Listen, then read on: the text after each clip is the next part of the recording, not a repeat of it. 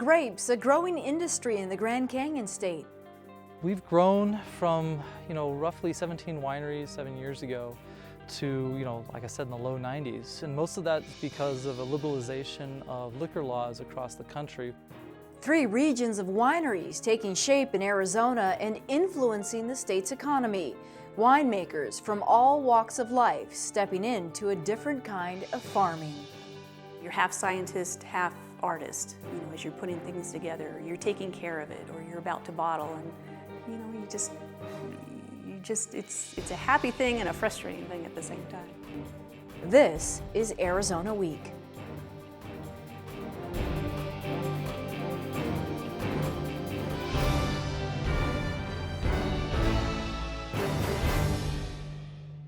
The first winery in Arizona dates back to 1973. Then in the late 90s, the industry took off. Arizona's unique climate and geography offering a one-of-a-kind taste, now putting Arizona winemaking on the map. Robert Carlson, the treasurer of the Arizona Wine Growers Association, also the owner of Carlson Creek Vineyards. Thanks for having us out. Oh, thanks for coming out. How many wineries do we have in the state of Arizona? It's in the low 90s across the state, spread over 3 different regions. Wilcox, where we are right now, Sonoyta Elgin to the west of us, and then north of Phoenix is the Verde Valley, which is just south of Sedona. Probably surprised a lot of people to know that the wine industry is really growing and taking shape in the state. Yeah, we've grown from, roughly 17 wineries 7 years ago to, like I said, in the low 90s. And most of that is because of a liberalization of liquor laws across the country, which allowed us to sell directly to restaurants and to consumers. What about the climate, the geography of Arizona? Well, most people in state know this, but a lot of our state's at altitude. So the thing that allows us to grow here is that we're at 4,200 feet where we are right now. That allows for cooler days and even cooler nights. We have a huge, what's called a diurnal swing. So warm daytime temperatures and cool nights allow the grapes to ripen, but maintain their acid levels. So we end up with really complex fruit that doesn't get overly ripe. And that perfect storm is what brought you here. Yeah, well, I had no connection to Wilcox whatsoever. It's just we wanted to start a winery, and Arizona was growing so fast. It was such a great opportunity. The soil out here was just so perfect. Came from California, actually. Originally came here for other things, but yeah, this is the place to be. Former stockbroker, now winemaker. I mean, this is the business for you. Yeah, I worked as a stockbroker up until the crash. Saw that as not exactly a stable industry to make a living and raise a family off of. And my family had been in farming back east for years and years, and this is a way for me to get back into it. I think that would also surprise some people to think that winemaking really is farming. Oh, it's 80% of the quality of your wine comes from the grapes. There's a saying, you can make great wine from great grapes, but you can't make great wine from mediocre grapes. But you can make a mediocre wine from mediocre grapes. Yeah. So this is a family business for you. It is. My brother is actually our winemaker. He works with consultants in the winery, and I've been running the whole company, managing the vineyard. This year we've been able to grow so much, we've been able to hire a lot more staff, freeing me up to do more sales and general management of the company. Tell me about the wines that people can find at Carlson Creek. Oh, we've got Riesling, which is what we're standing in right here. Sangiovese. We have a Rule of 3 blend, which is Grenache, Syrah, Mourvedre. Actually, that wine comes from a family inside joke. My entire family went to the south of France without me. And they came back like, Bob, we should do a Chateauneuf de Pape style cuvee. And my response, of course, was, I'm still not talking to you. But we blended the Grenache, Syrah, and the Mourvedre together to make a really nice medium-bodied wine that's really balanced. We also do a Syrah, a Cab, Chardonnay, Sauvignon Blanc, and a Chenin Blanc, and we're going to be doing our first Malbec this year, because one of our neighbors is from Argentina that's growing just down the road, and they started growing Malbec. We really liked their grapes, so we started planting some of our own. Right. So wine is the industry for you and your family. I mean, long term, this is where you will be. Oh yeah, we've got 160 acres out here, 40 acres of producing vines. We're planting 10 to 20 acres every year from now on. We're going to plant it all out, buy more acreage, and I'd love to see is, as a state, for us to become Washington or Oregon. A lot of people like to make the comparison, oh, it's the next Napa. No, you don't want to be the next Napa. You want to be Washington or Oregon with a multi-billion-dollar industry that affects the whole state. What don't people know about wine in Arizona? That it's not just reds. Most people think because of our heat we generally stick with reds, but a winery like us, we're 50-50 reds and whites. There's some really great wines all over the place. Also, the thing you don't know about is we experiment. There's so many grape varietals here you do not see coming out of California, Washington, or Oregon. Because we're so small, we're not at the point where we're thousands of acres of cab. Everybody's trying new things. Tortuga Nacional, Nebbiolo, a whole bunch of new kind of things, Malvasia Bianca, that we can try and experiment with and create some really neat wines. Also, you're getting boutique wines for grocery store prices, because all the wineries are very small, lots of attention, but because we haven't yet got that notoriety, there's some amazing deals, not just from our winery, but from wineries all over the state. Do you have that pitch to people who are watching this program and thinking, maybe I should take that drive to Wilcox or to the Verde Valley or down to Sonoyta? You know, the pitch is you're gonna meet the winemaker. You're gonna be able to try wines that they made. Most places where you go wine tasting, say, anywhere on the West Coast, you go out there and there's people in the tasting room, making minimum wage. They don't really know all about the wine. You get to talk to somebody who actually knows what's going on, that can show you where the vines are. In fact, there are many tasting rooms that are on the vineyards. So you can say, oh, the grapes came from there, they went to there, and now it's in my glass. And it's a truly local experience. And it's just fun. Any regrets about leaving the big city life for Wilcox and winemaking? I don't. I've lost the black lung from the smog. Air's really clean out here. I get to see the Milky Way every night. And the great thing with the wine industry is we have a lot of fun, and we're in so many restaurants and all these different places that I never feel like I'm deprived of that life. Wilcox is one of those 3 regions rich with wineries. There are about 10 vineyards up and running and more on the way, an industry that's changing the landscape of a small town. Alan Baker from the Wilcox Chamber of Commerce, thanks for having us down here today. Oh, thank you. Tell me about Wilcox. What's the driving force down here? Well, Wilcox is an agricultural community, southeastern Arizona. It was originally a cattle camp, and in 1880 started. And it was the cattle capital of the world for a long time. So agriculture is its driving force for the economy. A lot of families here, though. There's a lot of families. That's one of the nice things here. It's a very family-friendly community. Great place to raise your kids, to come and visit. Very, very family-friendly. Getting back to agriculture, I think it might shock a lot of people to think they're growing grapes down in the Wilcox area. That's right. Wilcox is the premier grape growing area for the Arizona wine industry. Cochise County is a fantastic place to grow wine grapes, dealing with the elevation and the other sunlight things, and it produces really good wine. Every year you have a festival. We do. We have 2 festivals a year, the 3rd weekend in May and the 3rd weekend in October. Tell me about that economic boost that you get from wine in this community. Well, the economic boost is incredible. It's hard to even explain how much it's done for our local community here.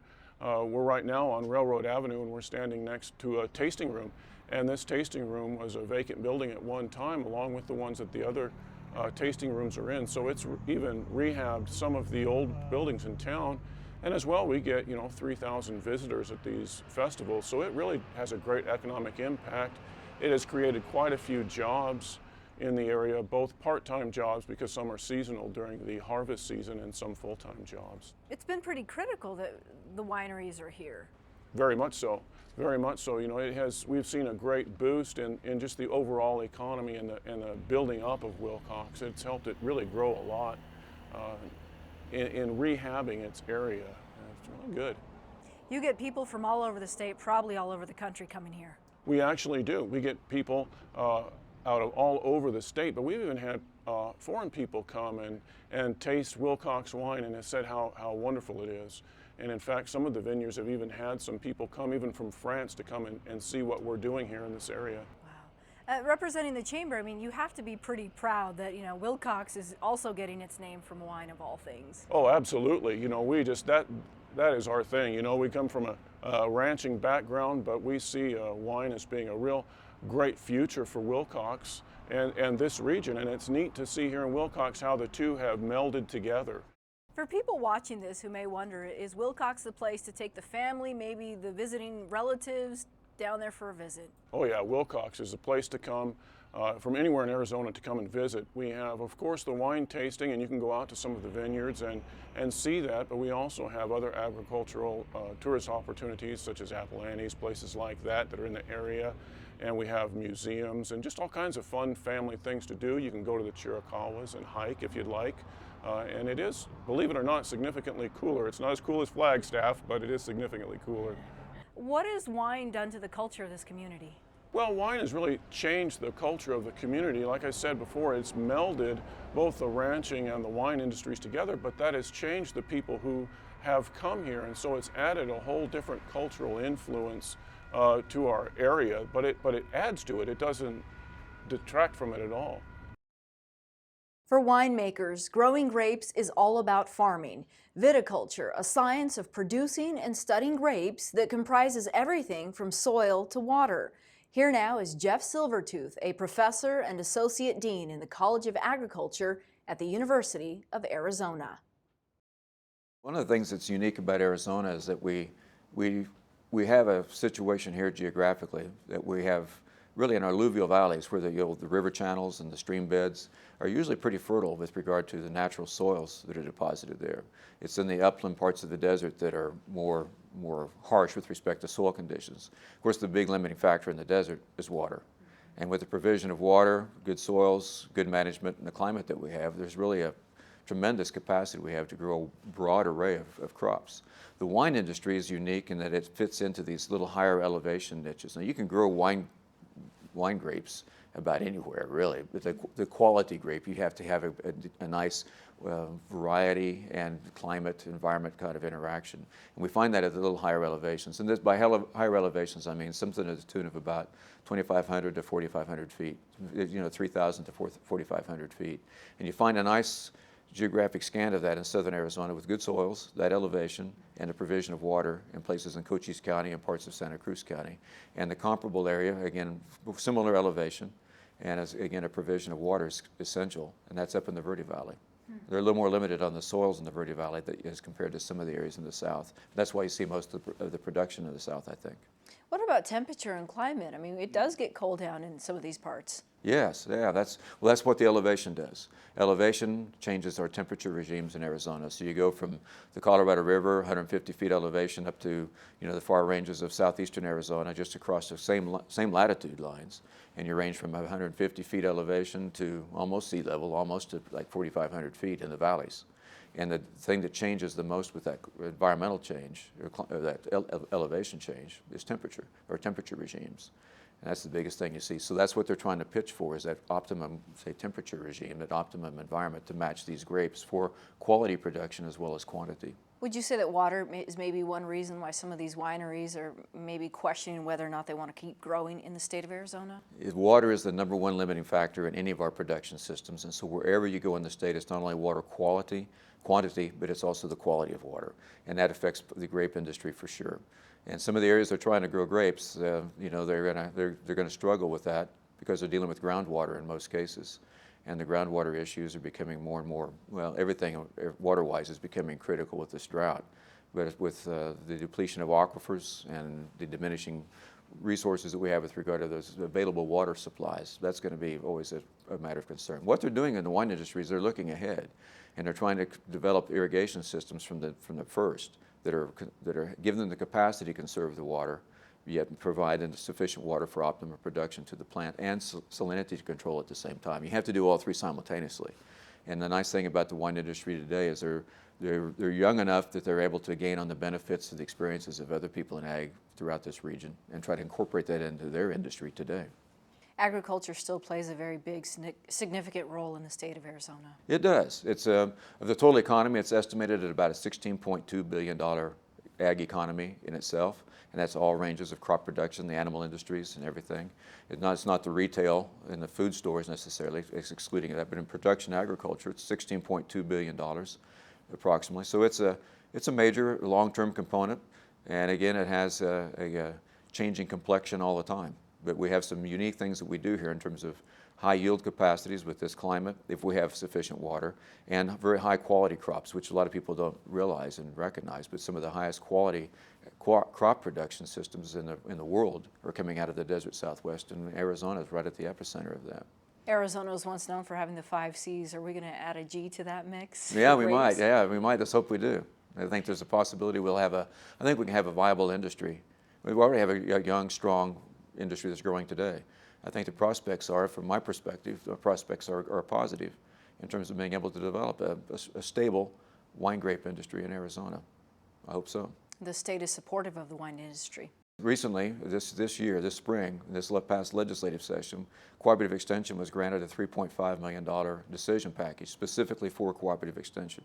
And one of the say, important features in terms of moving that decision package forward to fruition was the need and the capacity for this university through cooperative extension to partner with industries in the state, and as like I said earlier, to take the university off the campus out into the state to the people and to bring science to bear on practical problems. And the wine grape industry is a classic case in point. And that's one of the features that we discussed with regard to the types of things that we can do. As a matter of fact, it was our partnership with the wine grape industry that helped bring this project to fruition. And so we have an obligation, but it's also consistent with our mission. And so I'm happy to say today, a $3.5 million decision package in this state and this economic climate we've been in the past, say, 10 years is huge.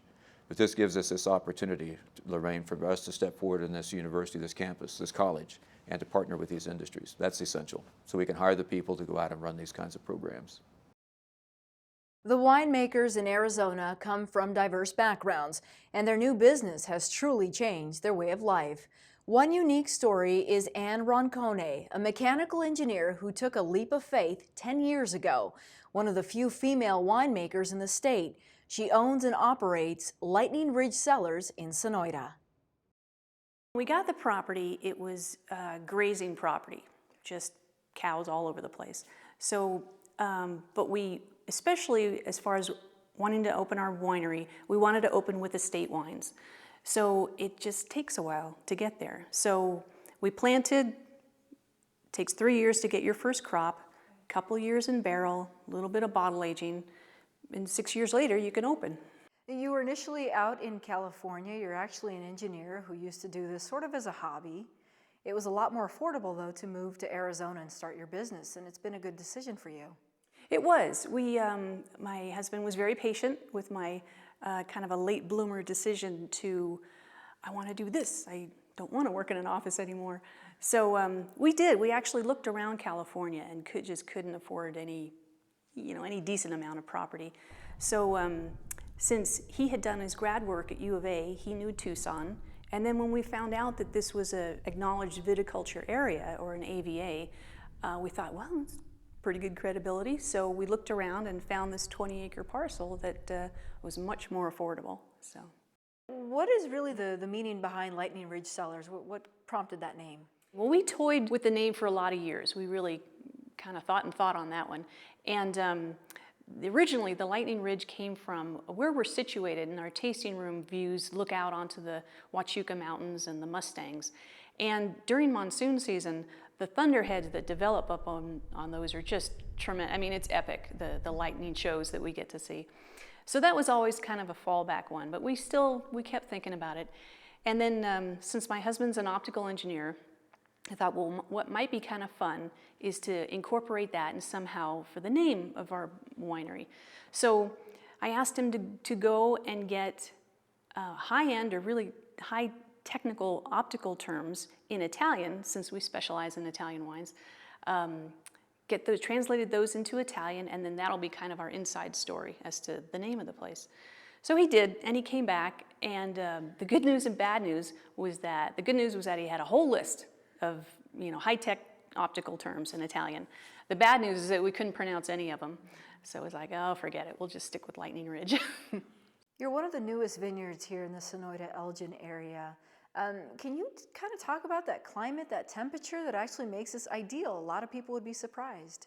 They are. And one of the other surprising things is, like, how can you possibly grow grapes here?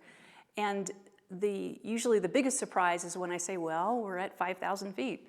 So although we're only an hour away from Tucson, we're quite a bit higher in elevation, so the vines don't get fried, and it's actually quite a bit easier to, although, well, nothing's easy to grow around here, but it's much easier than if we had the temperatures that they have in Tucson.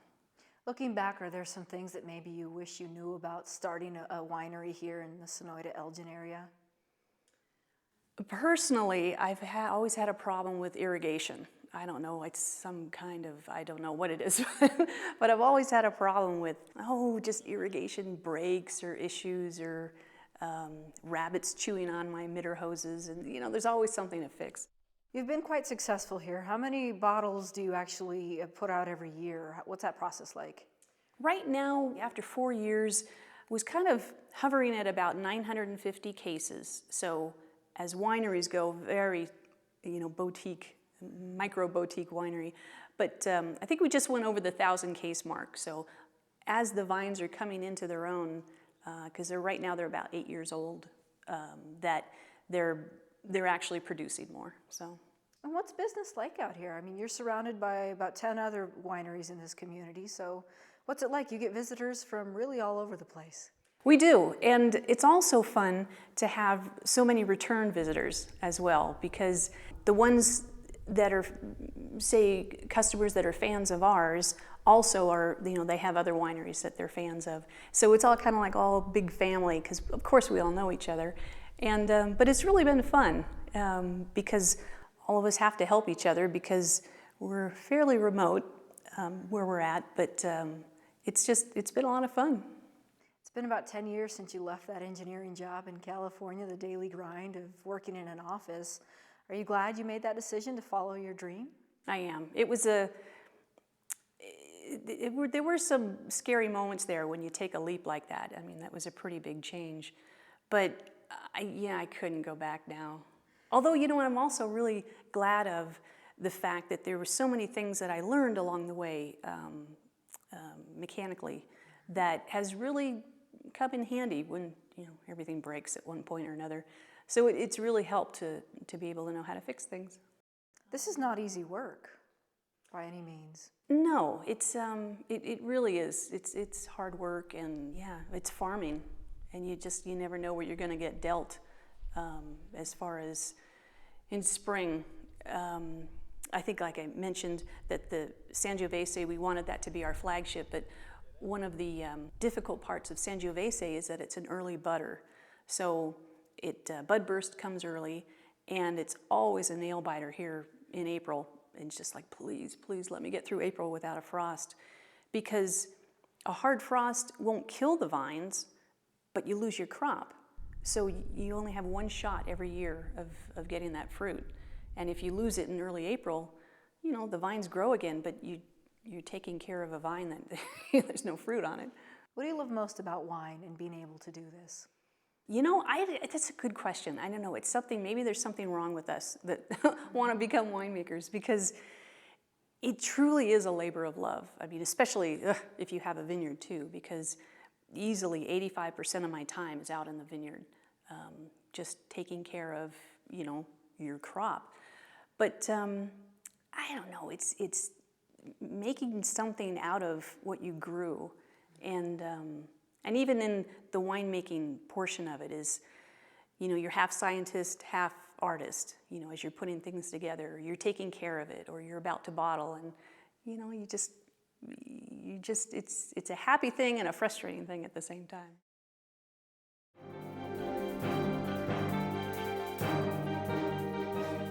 The Buzz now with my colleague Christopher Conover. And Christopher, a big week here, really putting perspective on a nationwide story here in Arizona, the controversy surrounding the veteran hospitals. This was a big week, especially Thursday of this week was a very big week for the Veterans Hospital issue.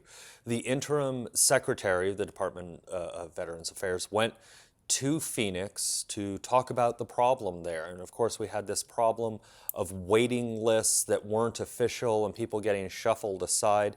He said of the people on that waiting list, they've discovered that 18 of them died. Now the question is, did they die because of a lack of care, or did they die for other reasons? And that they are looking into. While he was at the VA facility in Phoenix, Congressman Raul Grijalva from southern Arizona was touring the VA facility in Tucson. Now that facility has flown under the radar, if you will, the last few weeks, all this controversy. It's actually a model, it appears, for the rest of the country. It's very well known for its traumatic brain injury treatment and work with homeless vets. So we had those two things going on at the same time. And then Senator John McCain and Senator Bernie Sanders, an independent, came up with a draft legislation for the VA all on Thursday. It was a big day. You were at that facility just this week. What are they really attributing to their being maybe one of the premier hospitals in the country? They're looking at a couple of things, and they don't wonder why they're the best. They know they're one of the best, and they're more than happy to tell you that. But when they look around the system, some of the things they say is very stable leadership long term, and they have specialized in things like traumatic brain injury and dealing with the homeless. So they are very concentrated in what they do. Of course, they provide all medical services that are needed to vets, but those are the things they really, really look at. And Congressman Grijalva actually quite proud of the facility you mentioned. Congressman Grijalva was very proud of the facility.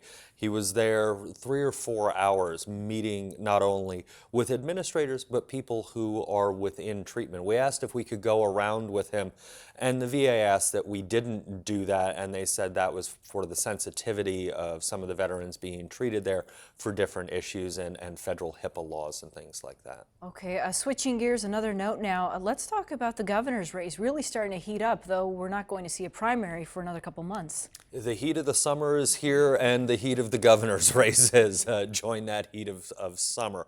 Exactly. We won't have a primary in this race until August. Right now, it's a very, very crowded field. On the Republican side, for a Republican to win, because you just need to get a plurality of the votes, a Republican can win with basically 14.5% of voters. Everybody who votes in the primary, 14.5%. It's getting crowded. Money is coming out. We're starting to see some fundraising totals with Doug Ducey and Scott Smith both saying they raised $1 million in the last few months. Fred Duval came very close to that also. We haven't seen the other numbers yet. We were talking earlier also, we're starting to see those commercials on television. We are. Doug Ducey is up on the air. Christine Jones, both of them Republicans, has been up on the air on and off for a little while, but Ducey's on the air right now. Okay, Christopher Conover, thank you for your analysis. And that's our program. Thank you so much for joining us. For all of us here at Arizona Public Media, I'm Lorraine Rivera.